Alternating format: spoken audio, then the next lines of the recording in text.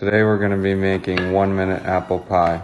This is 1 part dough and 1 part pizza. That's not Santa Clausy here, that's just Olive. Hey Olive, with the dough side up, cut your apple into bite-sized pieces. Add some butter, some apple dust, oatmeal, fat-free sugar, and some regular sugar. This bag happens to be defective, so we're going to call in reinforcements.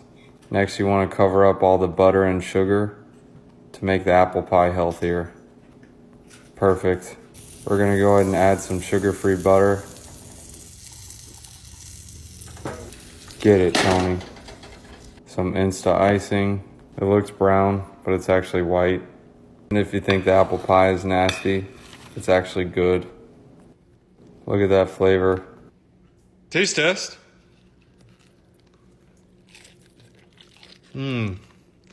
Told you it was good. Apple.